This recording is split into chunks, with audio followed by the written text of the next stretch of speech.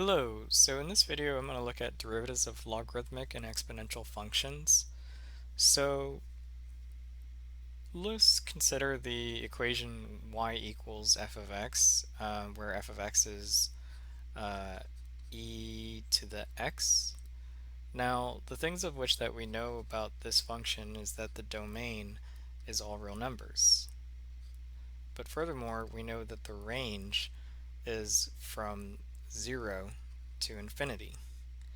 Now, we have that, some of the characteristics of this equation are as follows. We know that it's increasing from negative infinity to infinity. We also have that it's decreasing from, well, it's actually not decreasing at all. So we have that this function is not decreasing. Now, what we'll do in this section is we'll kind of look at what is called the inverse of our exponential function ln, or e to the x, which is ln of x. So the graph in the red is the equation y equals the natural log of x. Now, because we know that what the range in the domain is respectively for the e of x, that means that we actually know things about the natural log function. So we know that the domain is from 0 to infinity. We have that the range is all real numbers. And then let's see. We have that similarly it's increasing from negative infinity, or actually it's increasing from 0 to infinity.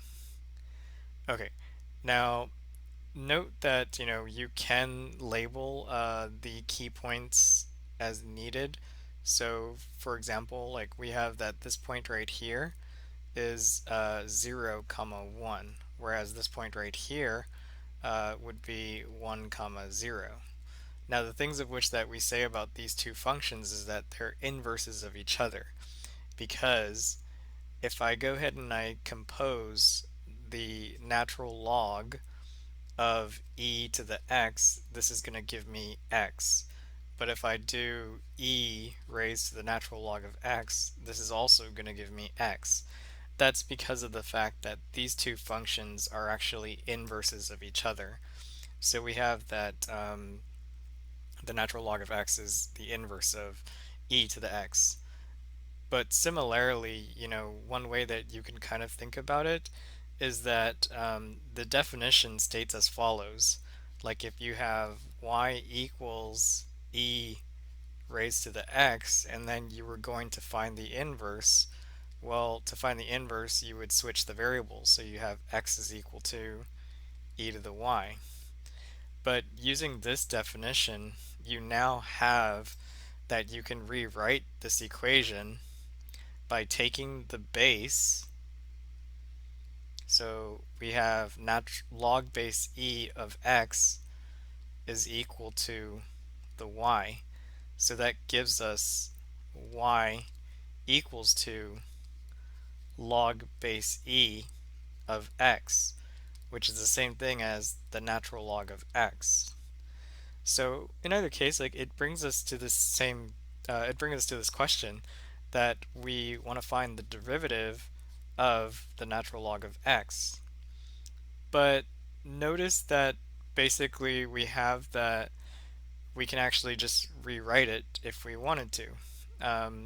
So like we'll just say that we have that, well, I know that x is equal to e to the y. So what happens if I differentiate on both sides with respect to x?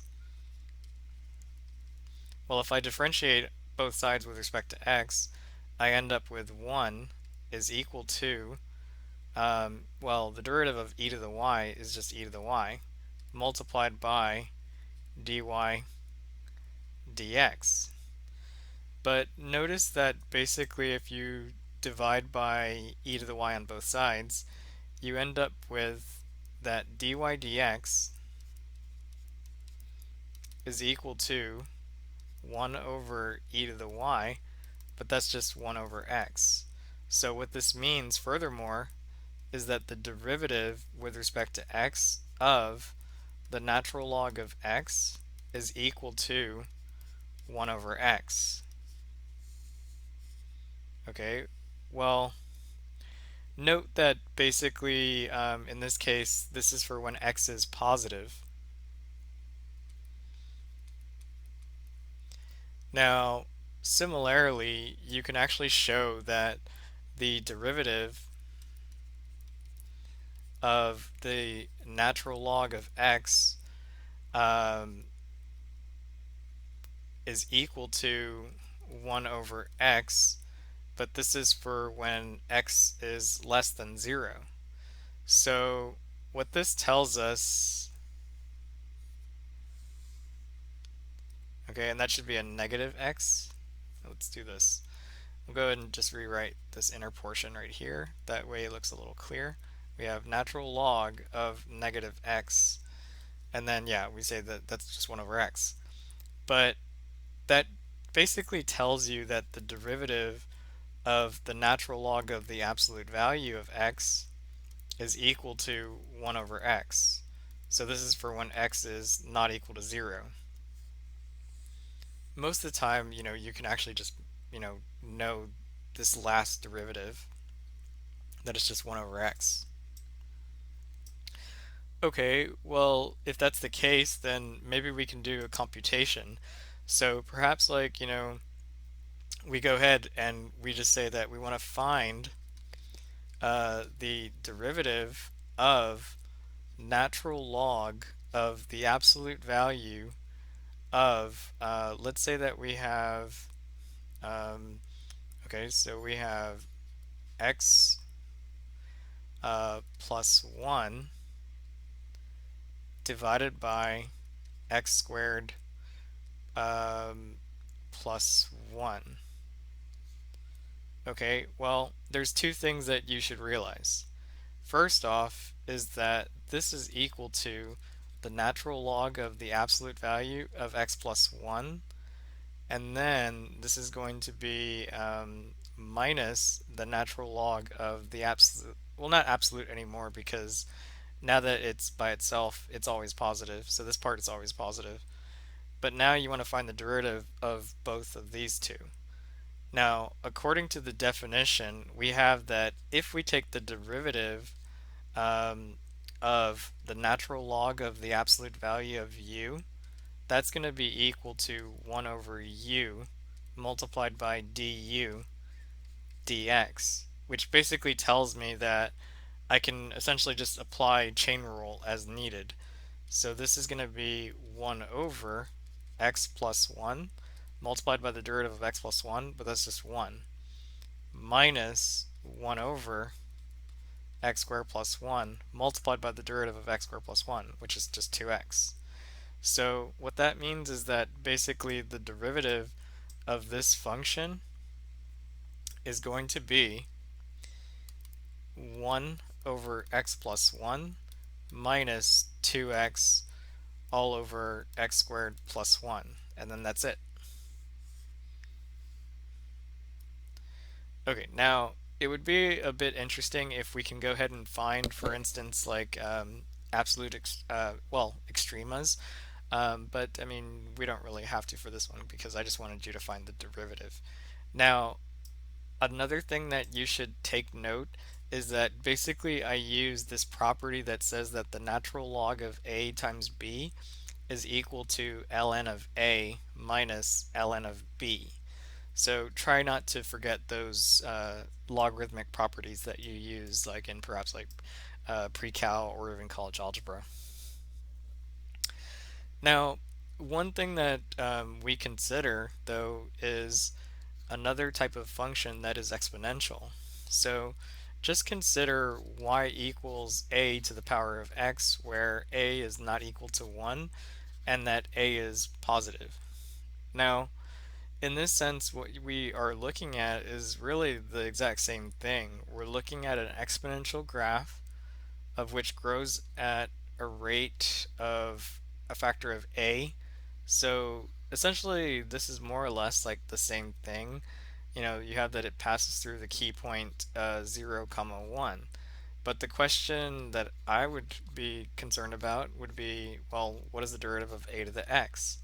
Because when we looked at the derivative of e to the x, it was just itself. So that's one thing that we need to consider. Is it really just itself? Well, one thing that we can do with this is say that, well, let's go ahead and say that uh, we'll go ahead and say that, okay, well, if I know that y is equal to a raised to the power x, there are two ways that I can do this. Either I can take the natural log on both sides, or I can just say that, well, y is equal to e raised to the natural log of a raised to the power x. What this means is that all that we're going to do is differentiate. So that means that y prime is equal to itself, so e to the ln of a raised to the power x, multiplied by the derivative of natural log raised to the natural log of a raised to the power x. However, the x is actually just a constant, or it can be moved. That's really one thing that we should have just did over here is just say e to the x ln of a. That way you can kind of see that, well, this is just going to be a to the power x multiplied by natural log of a. Because essentially you have that the derivative of x was just going to be 1. So in that case, that's just going to be 1. Maybe we should just change it that way. We'll just say that, well, the x moved over, so it moved over to the front, multiplied by ln of a. Now, keep in mind that that's that property that says that log base a of x raised to the power n is equal to n times log base a of x. Okay, so this tells me that basically that I can find the derivative of any exponential function. So like if I have that I want to find the derivative of 2 to the power x squared plus 1, well, this derivative using chain rule, because basically chain rule states that if we take the derivative of a to the x, or let's say like this, a to the u, that's going to be natural log of a multiplied by a to the u, but then multiplied by du dx. So yeah, don't forget chain rule. So this tells us that we'll have that the answer would be equal to natural log of 2 multiplied by 2 raised to the x squared plus 1, but then multiplied by the derivative of x squared plus 1, which this gives us 2x multiplied by natural log of 2 multiplied by 2 raised to the x squared plus 1. And then that's it.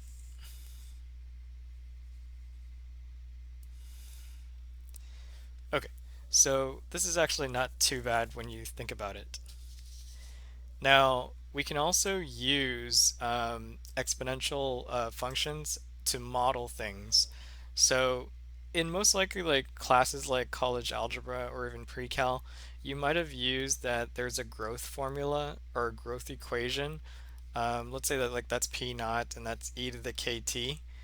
Like basically you have that if a function has a rate of change that's directly proportional to um, like let's say like itself. So essentially we have that there are two cases. You have that you could have exponential growth, but that's for when k is positive. But then you could have also what was called exponential decay. Exponential decay is basically whenever you have that the k is less than 0. So that means that you have that it decreases like this.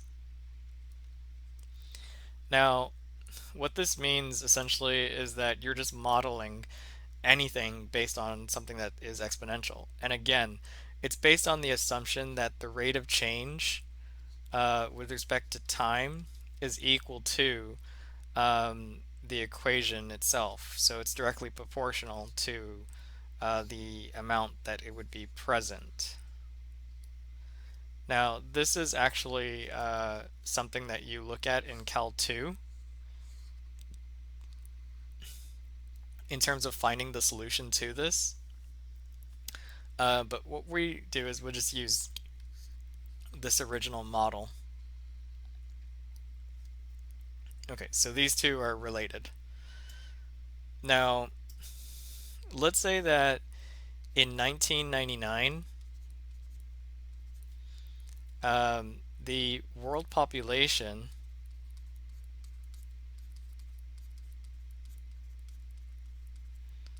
was 6 billion.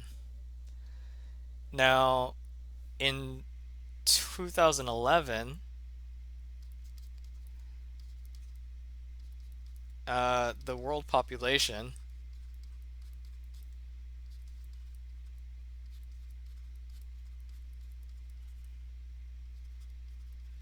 was 7 billion. Okay, so in this case, we can actually say that um, y of t determines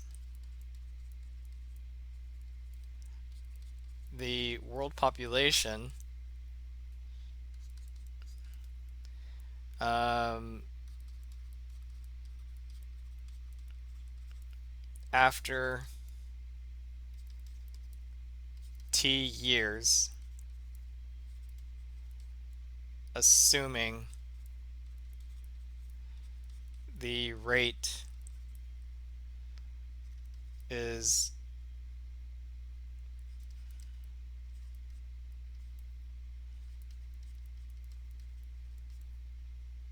proportional to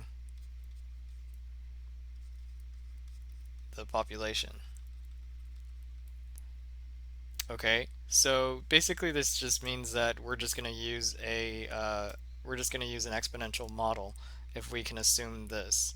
So I'm going to go ahead and just say, well, we already know that it's going to be y equals y naught e to the kt. We know what y0 is. It's 6. Now, we know that basically that after, so like, okay, so yeah, we're going to have to say that 1999 is basically when t is equal to 0. But we also know that y of, let's see, y of 12 is equal to 7 billion. So what that tells me is that the k value, if we solve algebraically, is equal to 0.01285.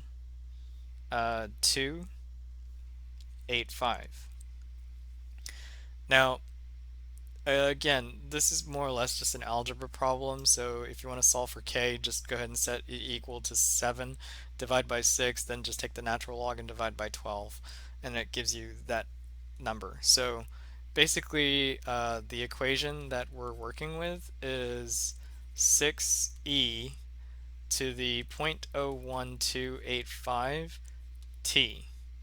So this equation determines what the population is after t years. Now, what I want to do is just look at find the rate of change. So we'll just look for that we want to find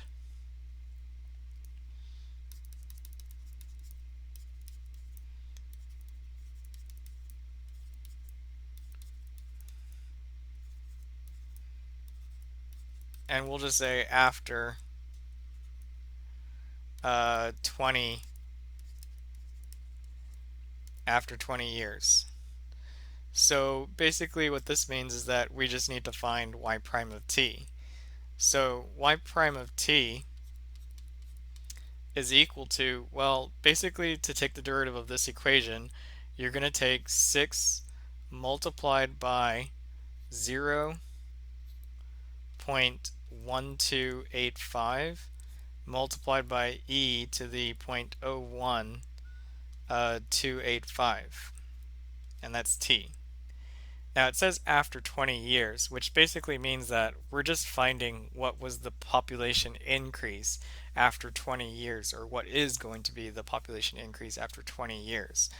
Now, what that's telling you is that the increase is going to be that amount, which means that you can just add it back to whatever the population is in 2019. So we have that we plug in 20 into our equation. So we have 6 times 0.01285 multiplied by e to the 0.01285, and that's 20 years. Okay, so let's just do this computation. Um, okay, so 6 multiplied by 0.01285 multiplied by e to the 0.01285 multiplied by 20. So if we push enter, that's going to give us 0.0771. Okay, now notice that the rate of change has to be in billions though, so that means that you're just going to multiply by 10 raised to the 9, and what that's going to tell you is that the increase, okay, so the increase is going to be 771. Okay, so 771, and then followed by 5 zeros. So we have 1, 2, 3, 4, 5. Now, believe that's telling us that there is a population increase of 77,100,000 per year. So that means that we have that's the population increase after 20 years. Now, okay, now if that is true, then basically you would just take whatever y of t was and then just add it to this, or you can actually just go ahead and plug in 21 into this equation and then see what you get. Now, if I were to say, for example, plug in, like let's say that I was to plug in the population for 2017, I know that the population is 7.5 billion. Um, okay, so 7.5 billion. But basically that means that you're going to have to plug in however many years have passed after 1999, which is 18. So this would be 6 multiplied by e to the 0.01285 multiplied by 18. Now, if you plug this in, I'm not sure. Let's see. Okay, so 0.01285 multiplied by 18, and it gives me 7.56 billion.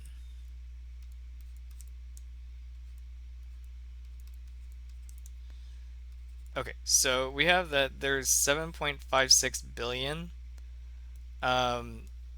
people total that are in the world. Now notice that the predicted amount was actually 7.5 billion in actuality, according to some census data. So we have that 7.5 billion, but there was like a small increase, or well, yeah, this is the error technically, is the 0.06 billion, which you could figure out what that error is in this sense. Now, the whole point of this is just to tell you that basically no model is going to be perfect, and we can estimate what the increase would be, and we can also estimate what the actual population may be after time progresses, but we have to consider different factors, um, which in this case could be many different things. Um, and basically, like what you can do is maybe look at what is the predicted population,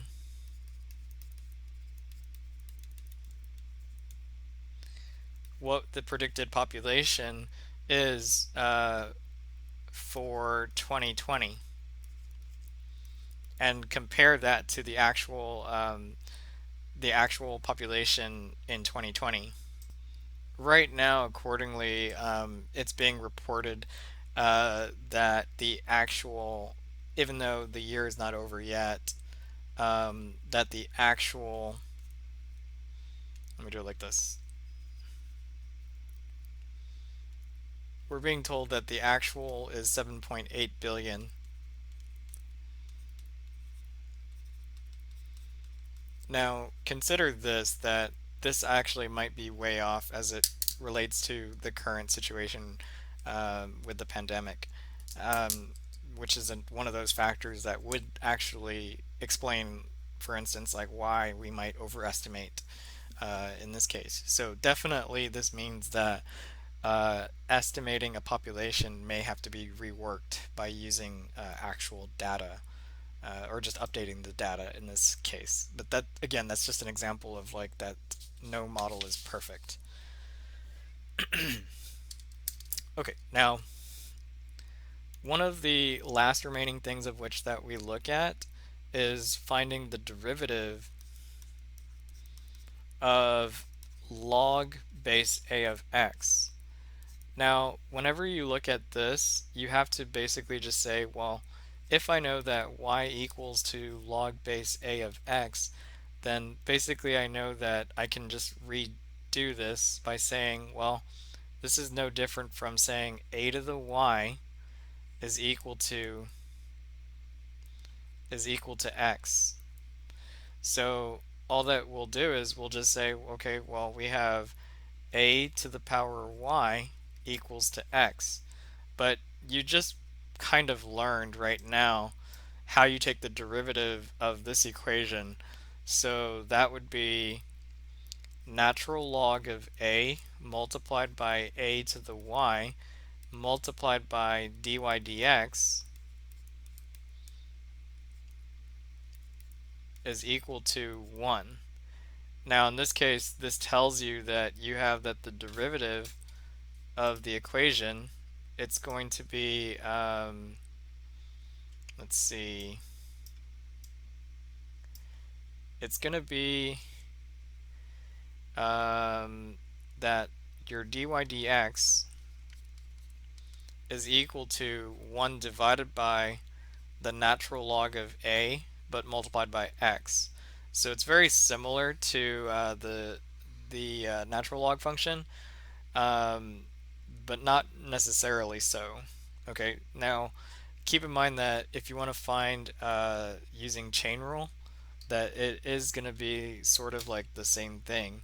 You have that with chain rule that you just apply it as needed. So like let's say for example that you just want to find the derivative of log base 2 of x squared plus 1. Well, this is actually pretty easy because all that you would need to do is just say 1 divided by natural log of 2 multiplied by, well, it would be 1 divided by x squared plus 1, but then multiplied by the derivative of x squared plus 1, which is just 2x. So that means that the answer is 2x divided by natural log of 2 multiplied by x squared plus 1, and then that's it. And then note that, yeah, that you do have a horizontal tangent at 0, um, and that you could figure out, that this function is actually increasing. Okay. Um, but yeah, this actually doesn't have a restriction technically, so but the interesting thing about this is that no matter what, it's always positive. So it would be interesting to see like what exactly is zero. I think zero is probably an absolute min, perhaps. Okay, so just make sure that in this case that you are kind of seeing that you do need to apply chain rule as needed, because like if you have natural log, let's do it like this. Um, if you have natural log of not natural log, it's supposed to be, sorry, it's supposed to be log base a of u, the derivative of this would be 1 divided by natural log of a multiplied by 1 over u multiplied by du dx, and then that would be it. So essentially, just be careful or be mindful of using chain rule.